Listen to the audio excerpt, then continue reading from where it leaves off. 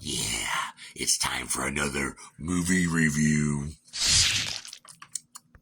What's going on? I'm PJ Bozak. I'm a juggalo. I like to do movie reviews, and all my cats are just being awful to each other right now. The little one's hissing at the big one. The big one's hiding from the little one, and they're both just causing a big stink around here.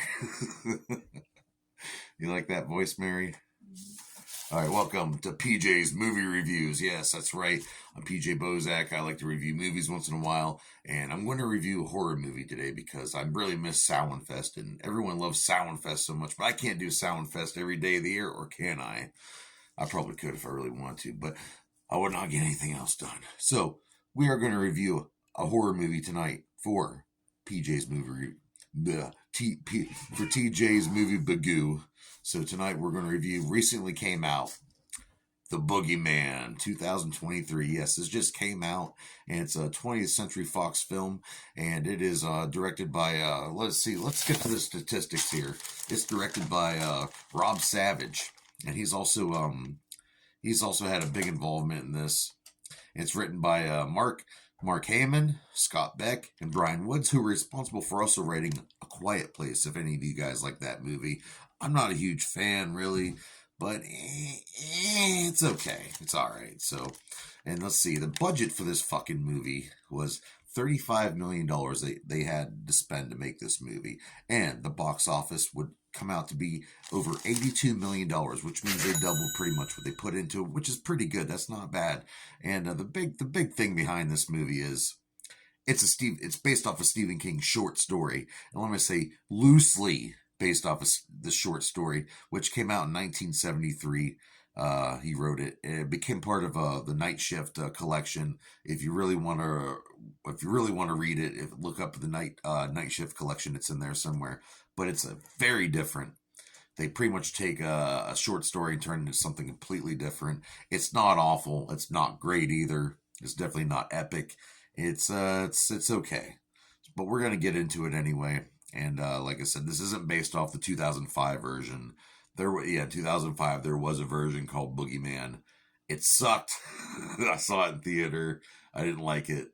But it has nothing to do with this one. It's not a remake. It's not based off that. It's not Stephen King related. But that's what's going on, motherfuckers. So yeah, let's get into the nits and gritty. It's edited by this guy. I wrote. You fucked up. Let's see, we got a cinematography by Eli Bourne here, and it's a good looking movie, I guess, but it's pretty typical, and it's a little too dark for me in some scenes. You really don't see what's going on, and I get it. You're trying to build up to the whole reveal of the monster at the end, the whole boogeyman and all that. But I really wasn't into it. And when they were trying to film this, they were trying to film it in 2019. But whenever Disney Studios purchased Fox, went through a thing, it couldn't come out as much as quick as they wanted it to, but it eventually picked up in 2021, and they got to the filming, and they got to the release, and they scared the pants off of you, and it got and it came out, and it did pretty good, actually, and they actually, before they released it, I have some respect for this, Rob Savage. He actually wanted to make sure that, Stephen King himself saw this movie before it came out, and test audiences liked it, but they had to make sure that the King himself liked it. And guess what? Stephen King approved of this movie. He actually liked it. He thinks it's pretty dope-tastic. He actually said those words after he chugged a Faygo and listened to Stalewind for the 14th time in one day. All right. I'm sorry, I had to put my juggalo in-ish. So and Carrie Perkins also, she did the makeup design and the costume design, and the monster, I'm not going to give it away, but I wasn't too big on it. I didn't really think the monster was that good looking. I will say the opening of the movie was really cool because you could hear the monster coming into the room and talking to the little kid, and yeah, that was a really good opening, and just some weird things they did in this movie that kind of, so what's it about? What's the movie about? Well, it's about this guy. Well, we'll get into the cast here too, because it's about this man, this psychiatrist. His wife passed away. He's got these two daughters. He's having a hard time dealing with it. He doesn't really open up a lot to them anymore. He's kind of disconnected to his daughters in a way. And it's kind of sad, and and they're all kind of good. Play Sophie Thatcher. She plays Sadie in it, the oldest daughter, and she was actually in the Boba Fett series on Disney Plus. And we have a Vivian Lyra Blair who plays Sawyer, and she was in the Obi-Wan television series on the Disney Plus, which I think's pretty cool. And we also have I can't even remind Chris Messina. He's on the Mindy Project. He plays Dr. Will Harper. That's the guy we're talking about. So that's already going on. He's seeing people at his house now. He's got his office in his house. He's seeing patients there, and one just happens to show up one day out of the blue. Just I really need to talk to someone. I need to let you know.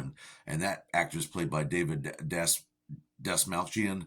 Dasmalchian is one of my, I'll get into him in a little bit, but he's pretty much telling the doctor, oh, my 3 kids were killed, and I think I had something to do with it, and is just kind of the acting done by Dasmalchian is just really well done in this scene, and it kind of sticks, and then you really fall for it, but then it kind of goes south after that.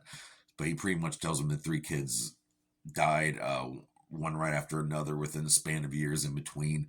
And he says he's pretty much responsible. And anyway, he goes upstairs after because Dr. Harper's a little concerned. So that motherfucker runs to the phone. He's about to call the police, but little does he know that he's going upstairs. And by the way, his name's Lester Billings. Lester Billings goes upstairs and he hangs himself in the closet. The oldest daughter, Sadie, overhears it, and it sounds like something. It doesn't sound like he just hung himself. It sounds like something was fighting him for a second. So after that, it seems like her and her younger sister start seeing. They start seeing things in the corners and the shadows, and they see this weird thing on the wall, and it's haunting them pretty much. And of course, their dad's still disconnected. He won't even talk about the death of their mom, let alone talk about these crazy stories about the Boogeyman. And Sadie gets a hold of the tape of the recording session from that crazy guy that hung himself there. And she starts looking at it, and this thing's real. This thing's out to get him. It's using fear to get him. And it's just like kind of remind me of Pennywise a little bit, how it kind of uses your fear and it can disguise its voice and change its form. So it gets a little bit of that. And they go check the mom of the guy who killed her. So played by Marin Ireland, Rita, and she's freaking wants to kill this thing. And the thing that can hurt the Boogeyman, of course, is light, especially fire. Fire is very pure, so it can burn it. It can almost hurt it. And yes, that's the sound of my kitty cat taking a poopy pee in its litter box.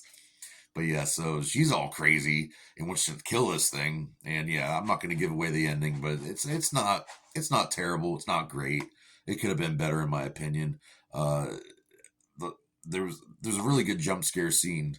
I don't want to give it away, but because there's actually a couple good jump scare scenes, and there's not too many fake jump scare scenes. So I'm fed up with fake jump scare scenes. I mean, if you're into it, that's cool. And it's a pretty decent suspense. The monster looked all right. The voice was creepy. I liked how it imitated other people's voices. That was pretty cool. But like I said, it was a little too dark in some scenes. It was hard to see. Story was decent. And, well, I don't know. Are we going to see any more Stephen King adaptations anytime soon? Hopefully some good ones. I mean, because the original story from the Night Shift collection, the original Boogeyman story, all it was this guy in the psychiatrist's office telling this guy the story the whole time, and then it has a crazy ending. And really, this movie is nothing like that. But Stephen King liked it, so. But did PJ Bozak like it? Did the Bozak Nation approve of it? If you guys did, that's great. Tell me in the comments what you liked about it, what you didn't like about it. But I'm going to have to give this movie a 1.5 out of 5 dog dicks. That's an okay rating. So join me next time on PJ's Movie Time. And also join me soon because I'm going to do a soap video. Yes, Dr. Squatch, you're going to have to pay me soon because I'm going to plug the shit out of you. I mean, not in that kind of way, though. All right. Hope you enjoyed the movie. Go watch The Boogeyman 2023. It's on Hulu right now. Okay? Who? The Boogeyman. No, not Esham either. And that's not who I was talking about. Or Michael Myers. It would have been a way better movie, though.